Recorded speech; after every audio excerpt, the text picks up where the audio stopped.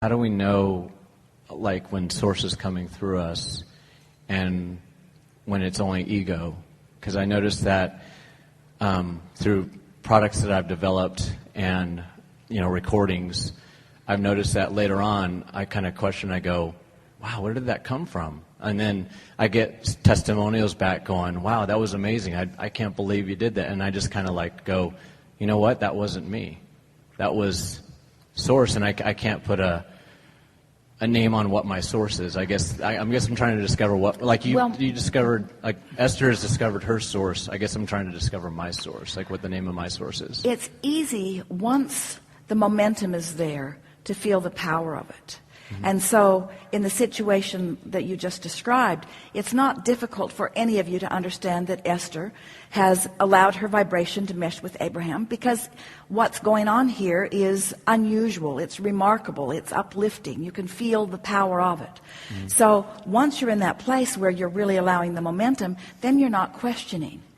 But right. When you question is before the momentum is really going. And we say, right. Then don't try to take score until the momentum is really going. Also, we wouldn't be quick to compare aligned receiving of inspiration in a contrasting way to ego, because the ego, we would like to redefine that as well. You are here in this physical body, seeing and hearing and smelling and tasting and touching and perceiving. Mm-hmm. And your personality and your ego, as far as we are concerned, are very much intertwined.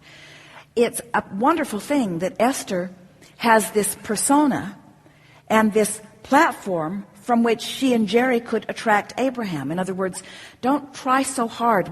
In the beginning, as we wanted you and your ego to understand that there was another part of you, we began talking about your inner being. So we said, ego, we want to introduce you to inner being. Now we want to say, inner being, we want to introduce you to ego. In other words, because it all works together. Without your ability to sift through contrast and come to conclusions of things that you egotistically would desire, mm-hmm. all kinds of everything that's in your vortex, your ego put there, you see. Right. And so we think what you're really asking about is, Abraham, sometimes I'm tuned in, tapped in, turned on, and I know it. And sometimes I don't know it so well. And we say, if you don't know it, you're not tuned in, tapped in, turned on. Right. Because when you are, you are. And so just keep playing it further and further. If you're feeling some negative emotion, don't play that out further. It will just lead to nothing that is of benefit. But the better you feel, the more you continue to focus there, the more you allow that broader perspective to flow. And then finally, we want to say, you can always tell by the way you feel. In other words, you will never be in alignment with Source and say to someone, you are inappropriate, or you are wrong, or you are bad. In other words, there is never any condemnation from your alignment with Source, ever. You can tell by the way you feel, you see. Right. And like I've noticed, like also, whenever there's a decision, like there's a decision to be either happy or there's a decision either to be, happy, because there's only one decision to make. So I find myself going to, and just like from your learnings, is that, if I do this, I'm going to be happy. And if I do this, if this doesn't happen, I'm still going to be happy.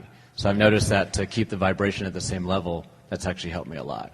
That's a very good process. That we want to say that you can be miserable and less miserable also. Mm-hmm. In other words, there are degrees of those emotions all the way along. And if you are, as you are suggesting, reaching for the best feeling that you have access to from where you are, that of course is the best plan. Always, that you can't go wrong with that. But there's another piece here that you're taking us to, and we want to chew on this just a little bit, and that is, it's this subject of inspiration. Mm-hmm. And it's something that we want to say in clearer and clearer ways so that you can watch for evidence of it in your own life experience. Mm-hmm. Because and the word ego sort of introduces this and makes it an easy discussion to have now. Of course, you can accomplish things through action and behavior. Mm-hmm. You can pick that chair up and move it over there after you release it from the grip of that powerful tape. But, and so there are all kinds of things that your action shows you that you can accomplish. And that leads you to believe that action is the basis of creation, when really vibration is the basis of creation. So if you can begin introducing into all subjects of accomplishment, vibration, as a bigger, more important component to yourself than action, then you introduce to yourself in a gradual enough way that you'll accept it, situation by situation, it matters more how I feel than what I do. Then that introduces the idea that since it matters more how I feel, because how I feel indicates my vibration, than what I do, then you say, and I'm going to make sure of how I feel before I do. That's sort of what we were talking about meditation first. Get into the vortex and then whatever you feel like doing. So it's just setting these things in priorities. My vibration matters. My alignment matters. And then you can introduce to the subject for yourself. When I take the time to get aligned, then the inspiration happens. And under those conditions, you don't question. All kinds of things. You'll reach the place where even when unwanted things are unfolding, you could come to the place of understanding that even that seemingly unwanted path was part of the inspiration that was leading you to something that you were wanting. And that's a big piece, if you can get that in there. Because the thing that trips more people up than all other things put together is they're standing in a place, taking score of the place, deciding that it's an inappropriate place, and then losing the whole game in that moment because their vibration is disallowing their connection with that broader view. Totally. Where on the other hand, if you're standing in an unwanted place and instead of condemning yourself or being upset that you've taken a turn that you are counting as the wrong turn, and instead you say, oh, this is more clarification, this is another step in the right direction, and the evidence of it will reveal itself to me soon, then you don't lose your momentum of what you're wanting and you get right back on course.